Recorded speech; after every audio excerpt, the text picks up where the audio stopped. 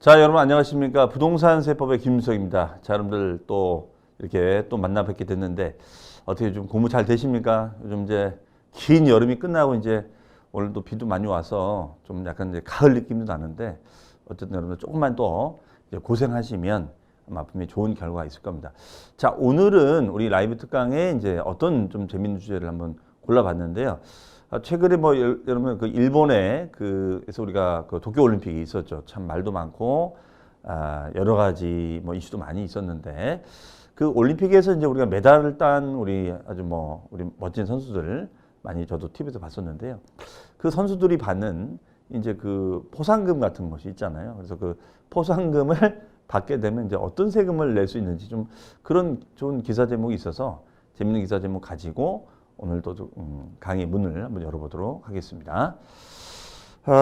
일단은 주제는 이제 올림픽 메달리스트가 절세하는 방법이라고 해서 이런 기사가 하나 떴어요. 그래서 최근에 우리 올림픽이 끝났기 때문에 자, 이런 부분들도 여러분들 상식적으로 좀 알아두시면서 좀 보시면 좀 공부하실 때 조금 이제 머리를 식히실 수 있지 않을까 싶습니다.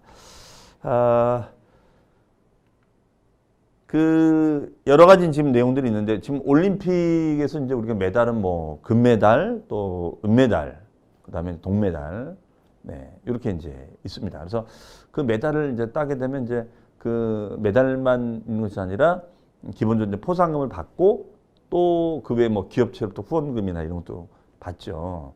그래서 그 포상금을 받으면 이제 그걸 이제 연금식으로 이렇게 이제 받는데 과연 이제 그런 세금 문제가 어떻게 되는 건지 한번 이렇게 또 우리 수업 목적과 관련해서 한번 또 좀 접목을 해보도록 하겠습니다.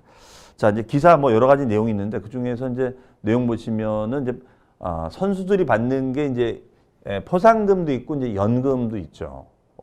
그래도 아무래도 이제 포상금은 이제 한꺼번에 많이 받은 거니까 이제 좋지만 아무래도 이제 노후 대비로 받는 그 연금을 이렇게 평생 받을 수 있다는 거. 예, 이게 좀 크겠죠. 자, 이런 부분에 대해서는 이제 어느 정도 그러면 금액을 받는지 보면요. 여기 보시면 개인전 금메달은 이제 우리가 꽤 됩니다. 6,300, 은메달은 3,500, 동메달은 2,500 포상금을 받도록 되어 있습니다. 자, 그 다음에가 이제 여기 보시면 이제 연금인데요.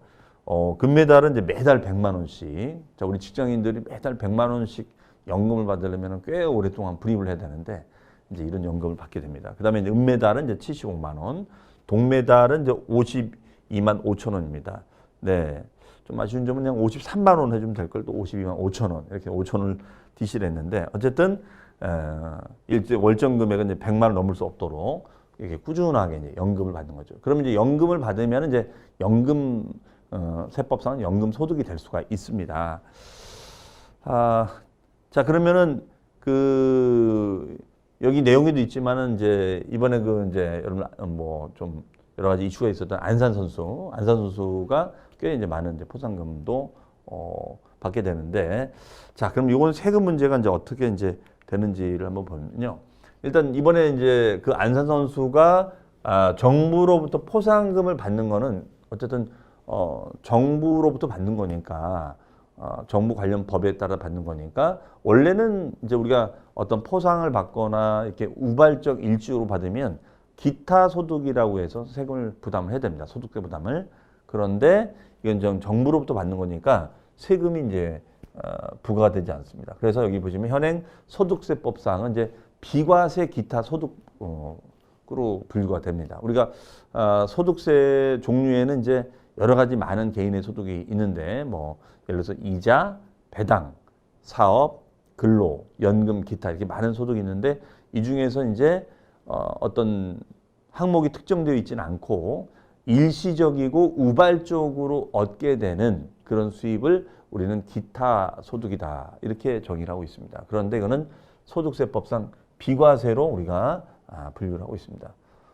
그럼 원래는 이제 세금을 기타 소득세로 낸다면 몇 프로를 내는 거냐면 만약에 1,000만 원을 받는다고 한다면 1,000만 원에 보통 이제 20%는 이제 소득세 명목으로 내고요. 2%는 이제 지방소득세 명목으로 세금을 뗍니다. 그러면 1,000만 원을 받으면 이제 220만 원이 우리가 이제 세금이 되는 거죠. 그러면은 780만 원 정도가 이제 순수입이 되는 겁니다. 근데 그 세금마저도 아예 이제 없는 거니까 상당히 메리트가 있겠죠. 그렇죠? 자, 반면에 이제 정부가 아니라 이제 협회나 연맹, 기업체에서 이제 받을 수도 있잖아요. 그런 경우에는 이제 우리가 어떻게 되느냐?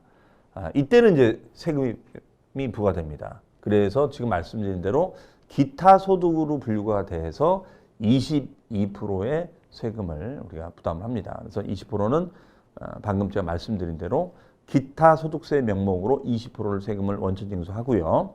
그 다음에 2%를 지방소득세로 또 원천 징수를 하도록 되어 있습니다. 네, 다만 이제 우리가 공부할 때 보시면 이제 소득세를 떼는 걸 우리는 원천 징수라고 얘기했었고, 그 다음에 이제 지방세를 떼는 것을 우리는 이제 특별징수라고 했었죠, 여러분들. 기억나시죠? 특별징수. 그래서 특별징수, 이게 우리가 작년 시험에 또 출제가 됐었어요, 이 용어가요. 그래서 원천징수, 특별징수, 이거는 꼭 알고 계셔야겠습니다. 자, 이런 식으로 이제 징수가 되고 있습니다. 자, 그러면 이제 우리 또 지나칠 수가 없죠. 네, 가볍게 제가 설명을 드렸는데 한번 OX 퀴즈를 통해서 또 한번 정리를 해보겠습니다. 자, 방금 말씀드린 소득세. 자, 우리 소득세라는 세금은 이제 이때 소득은 이제 개인의 소득도 있을 수 있고 법인의 소득도 있을 수 있는데, 여기서 말하는 소득세는 개인의 소득을 말합니다. 개인의 소득. 만약에 어떤 법인이 아까와 같은 그런 소득을 얻으면 이제 법인은 법인세를 내겠죠. 법인세. 자, 이해하시겠죠? 그러면 여러분들 우리 개인은 둘로 구분됐었죠. 즉 거주자라는 개인하고 비거주자라는 개인은 나눠져 있었죠. 맞죠? 그러면 거주자의 정의가 뭐냐면 국내에 주소를 두고 있거나 아니면 183일 이상 거소를 둔 그러한 개인을 거주자라 이렇게 표현했었습니다. 반면에 그러한 요건을 갖추지 못한 자는 비거주자가 되는 거죠. 그러면 거주자와 비거주자를 나누는 이유가 있을 거 아니에요. 이유가 있겠죠. 자, 중요한 이유가 있는데, 거주자가 되면 국내에서 발생한 수입이든 해외에서 발생한 수입이든 다 합산해서 신고를 해줘야 됩니다. 반면에 비거주자는 국내에서 얻은 소득만 세금을 내야 돼요. 그래서 이 부분도 우리 시험에 거주자인 납세무 문제 가지고 시험에 나온 적이 있었습니다. 반면 또 여기서 정리할 것이 뭐냐면 우리 양도소득세 같은 경우에는 거주자가 방금 정의한 그러한 거주자가 아니라 아주 중요한 숫자가 나오는데요. 5년 이상, 기억나시죠? 5년 이상 주소나 거소를 둔 거주자가 해외 부동산을 매각을 했을 때는 우리나라에서 국내 소득이 있다면 합산해서 신고를 하도록 되어 있죠. 네, 그런 의미에서 이 거주자의 의미는 되게 중요한 의미였었다. 이렇게 설명을 드릴 수 있겠습니다. 자, 그러한 소득세입니다. 그러면 그러한 소득세는 바로 이제 소득은 1년간의 소득, 즉 1월 1일부터 12월 30일까지 이런 영년에 따른 1년간의 소득에 대해서 과세하는 거예요. 그런데 여기 소득에는 종합소득이 있습니다. 종합소득. 그럼 종합소득은 개인의 소득을 이렇게 모아서 합쳐가지고 세금 부담을 늘리는 것을 말하죠. 그러면 종합소득에는 이자, 배당, 사업, 근로, 연금, 기타. 자, 이런 소득을 다 합산해서 세금을 부과하도록 되어 있습니다. 반면에 퇴사하면 퇴직금을 받으면 퇴직소득은 합산하지 말자 이렇게 되고요. 그 다음에 부동산을 양도하면 양도소득도 우리가 합산할 필요가 없다 이렇게 되겠습니다. 그러면 종합소득에는 그래서 여기에는 이자는 이제 예금이나 적금에서 나오는 것이죠. 배당은 이제 주식 투자라면 여기서 배당금이 나오는 거고, 그 다음에 이제 사업은 이제 부동산 관련 사업이 있어요. 뭐 매매업도 있고 건설업도 있고 임대업도 있겠죠. 이런 사업. 그 다음에 이제 근로소득이 있습니다. 자, 그러면 만약에 소속 공인중개사로 활동해서 뭐 중개보수를 받으면 이제 근로자가 되는 거죠. 그 다음에 이제 연금생활자가 받는 연금소득이 있습니다. 연금. 자, 그 다음에가 이제 기타소득이 있는데, 기타소득은 한마디로 말씀드리면 일시적이고 우발적으로 얻는 소득을 말합니다. 예를 들어서 뭐 부동산 관련해서 뭐 손해배상 청구, 손배 청구를 했는데 손해배상금을 받게 되는 거예요. 그러면은 이런 일종의 예, 이런 손해배상을 갖다가 받게 돼서 우발적으로 어느 소득이라든가 아니면 뭐 어떤 장소나 이런 것들 일시적으로 빌려주고 아니면 뭐 저 같은 경우에는 뭐 백화점 이런 데 가서 뭐 우발적으로 가서 뭐 무슨 부동산 절세 특강을 했다. 그럼 그 특강료 수익 같은 경우에는 이제 기타 소득이 됩니다. 이게 그 외에도 이제 여러분들 뭐 하고 계신지 모르겠습니다만 이제 복권에 당첨이 되면 그 당첨 소득도 이제 기타 소득이 될 수가 있겠습니다. 자, 이러한 소득이 있다라고 볼 수가 있겠어요. 자, 그래서 이 소득의 구분, 여기서 중요한 건 그러면 퇴직금 소득하고 양도소득은 종합소득세 신고 대상이 되는 것이 아니라 분류과세 대상이 된다는 거. 이 점이 좀 중요한 포인트가 되겠습니다. 특히 양도소득세는 종합과세 항목이 아니라 무슨 과세다? 무슨 과세다? 분류과세다. 분류과세다. 꼭 기억하셔야겠죠. 자, 그 다음에 이제 2번. 요 2번도 우리 시험에 자주 나왔던 질문이에요. 영어권. 자, 우리 영어권이라는 영어권이라는 이 표현은 보통 우리가 이제 보통 상기업을 할 때 거기에서 이제 어떤 영어권 평가, 합병 뭐 이럴 때 나오는 표현인데 사실 이제 우리 현장에서는 영어권이라는 말보다는 권리금이라고 보통 얘기하죠. 상가 권리금. 그렇죠? 자, 가계 권리금 이렇게 표현하잖아요. 그러한 권리금에 준하는 영어권을 단독으로 양도하는 경우에는 양도했으니까 양도소득이 되느냐.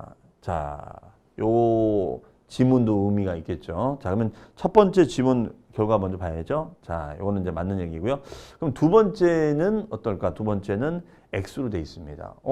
양도라고 했는데 왜 X인가? 자, 이 영어권은 우리가 둘로 나눠지죠. 만약에 내가 상가를 분양을 받아서 그 분양 상가에 내가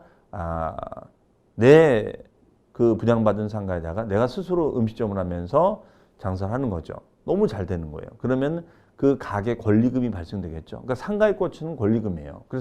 그래서 여러분들이 나중에 중개하실 때 그 권리금 중개도 되게 좀 중요합니다. 실전에서는. 자, 그러면 뭐 그러나 이제 코로나 이슈 상황 때문에 할 수 없이 이 상가하고 권리금이 뭐 예를 들어서 한 2억 정도 형성이 됐었는데 그냥 한 1억만 받고 그냥 판다. 자, 이랬을 때는 무슨 소득세 신고를 해야 되느냐 이런 얘기예요. 그러면 부동산과 상가 등의 사업용 자산인 부동산과 함께 영어권을 양도하는 경우에는 부동산 양도인 것처럼 해석을 해서 양도소득세 신고 대상이 됩니다. 이해되시겠죠?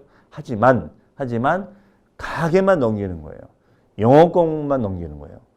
그러한 경우에는 단순 권리의 양도가 되는 거니까 얘는 기타 소득이 되겠습니다.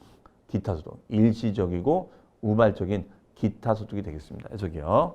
자, 그래서 이거는 X가 되겠습니다. 하지만 사업용 자산과 함께 양도했을 때는 양도소득이 된다. 이런 얘기 되겠어요. 자, 어쨌든 여러분들 기타 소득이라는 거 다시 한번 좀 정리를 하는 거 의미가 있었죠?